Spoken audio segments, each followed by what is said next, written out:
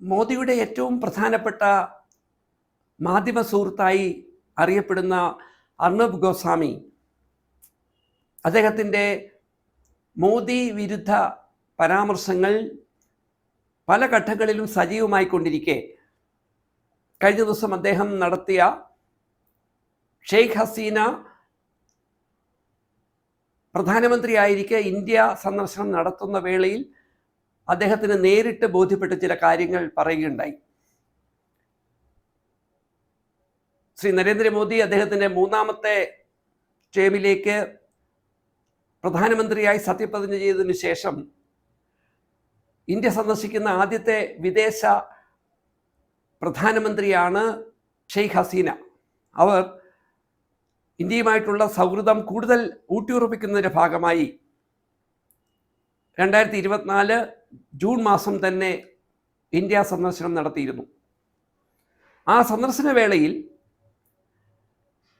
Indian പ്രധാനമന്ത്രി നടത്തിയ ഒരു ചായ സൽക്കാരത്തിൽ മോദിയുടെ പ്രിയപ്പെട്ട മാധ്യമ സുഹൃത്ത് എന്ന അർത്ഥത്തിൽ അർണബ് ഗോസ്വാമിക്ക് പങ്കെടുക്കാൻ കഴിഞ്ഞ സാഹചര്യത്തെയാണ് അദ്ദേഹം വിശദീകരിച്ചത്. അന്ന് നടന്ന ചായ സൽക്കാരത്തിൽ ഷെയ്ഖ് ഹസീനയുടെ കൂടെ ഉണ്ടായിരുന്ന അവാമി ലീഗിൻ്റെ വളരെ പ്രധാനപ്പെട്ട ചില നേതാക്കളുമായി അർണബ് ഗോസ്വാമി ചില കാര്യങ്ങൾ വിശദീകരിക്കുമ്പോൾ അന്ന് തന്നെ ബംഗ്ലാദേശ് അവാമി ലീഗിൻ്റെ പ്രധാനപ്പെട്ട ചില നേതാക്കൾ അദ്ദേഹത്തോട് പങ്കുവച്ചത് അമേരിക്ക ഷെയ്ഖ് ഹസീനയും അവരുടെ കൂടെയുള്ള അവാമി ലീഗിൻ്റെ പ്രവർത്തകരെയും രാഷ്ട്രീയമായി അട്ടിമറിക്കാനുള്ള ശ്രമങ്ങൾ സജീവമാക്കിക്കൊണ്ടിരിക്കുന്നു എന്നാണ്.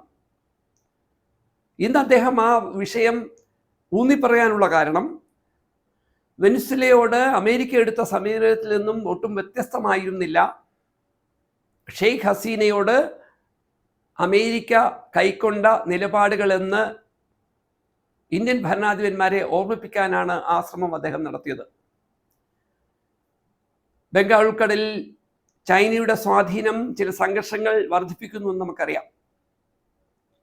ചൈനയുടെ ബേ ഓഫ് ബംഗാളിലും പസഫിക് സമുദ്രത്തിലുമൊക്കെയുള്ള സ്വാധീന വർധനവിനെതിരെ അമേരിക്ക ചില നീക്കങ്ങൾ നടത്തുമ്പോൾ ബംഗ്ലാദേശ് രൂപീകരണമുണ്ടായ 1971 മുതൽ അമേരിക്ക ആഗ്രഹിച്ചു കൊണ്ടിരുന്നത് ബംഗാൾ ഉൾക്കടലിലെ വളരെ പ്രധാനപ്പെട്ട മാർട്ടിൻ ഐലൻഡ് എന്ന ബംഗ്ലാദേശിൻ്റെ ഭാഗമായി 71 മുതൽ നിലനിൽക്കുന്ന ദ്വീപ് അമേരിക്കൻ പട്ടാളത്തിന് ഒരു ക്യാമ്പായി ലഭിക്കണം എന്നൊരു ഡിമാൻഡായിരുന്നു.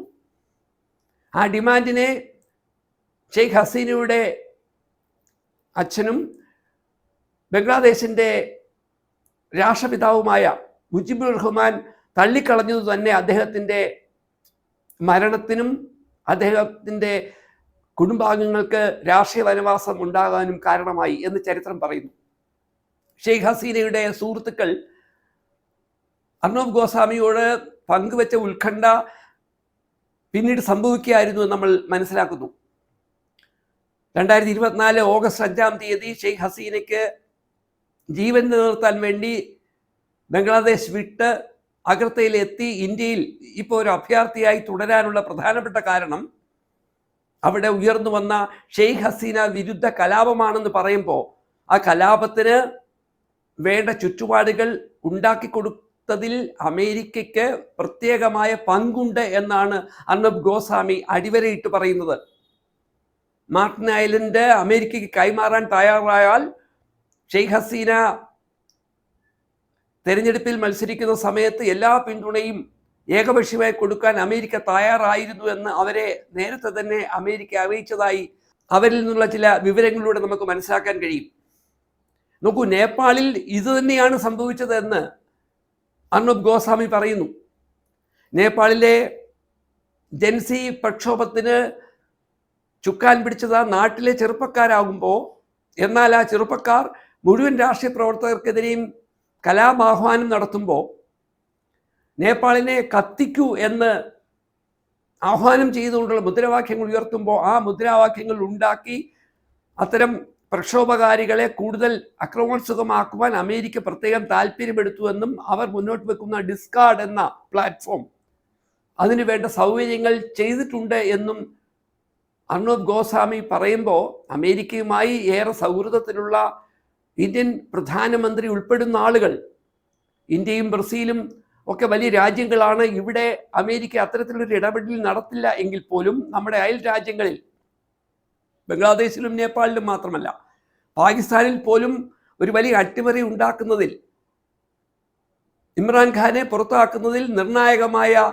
ഒരു ഇടപെടൽ അമേരിക്ക നടത്താനുള്ള കാരണം ഇമ്രാൻഖാൻ IMF പറയുന്നത് കേൾക്കാതെ അവിടുത്തെ ജനങ്ങൾക്ക് അനുകൂലമായ ചില സബ്സിഡികൾ കോവിഡ് കാലത്ത് പ്രഖ്യാപിച്ചതാണെന്നും അമേരിക്ക പറയുന്നിടത്ത് നിൽക്കാൻ ഇമ്രാൻഖാൻ തയ്യാറല്ല എന്ന് ബോധ്യപ്പെട്ടപ്പോഴാണ് അവിടെയും അമേരിക്ക നേരിട്ടല്ലെങ്കിൽ പോലും അട്ടിമറിക്ക് ചുക്കാൻ പിടിച്ചതെന്നും ഇപ്പോൾ വ്യക്തമാകുന്നു. ചുരുക്കത്തിൽ വെനിസ്വേലയിൽ സംഭവിച്ച ദുരന്തം മറ്റ് പല രീതിയിൽ നമ്മുടെ അയൽ രാജ്യങ്ങളിൽ സംഭവിക്കുമ്പോൾ അമേരിക്ക ഇന്ത്യയോട് റഷ്യയിൽ നിന്നുള്ള ക്രൂഡ് ഓയിൽ ഇറക്കുമതി കുറയ്ക്കണം എന്ന് നിർബന്ധമായും ആവശ്യപ്പെടുമ്പോൾ നമ്മുടെ ആഭ്യന്തര കാര്യങ്ങളിൽ പോലും അമേരിക്കൻ രാഷ്ട്രീയം അപകടകരമായ ചില ചലനങ്ങൾ ഉണ്ടാക്കുന്നുണ്ട് എന്ന ഉത്കണ്ഠയാണ് അർണബ് ഗോസ്വാമി ഇവിടെ പങ്കുവെക്കുന്നത്.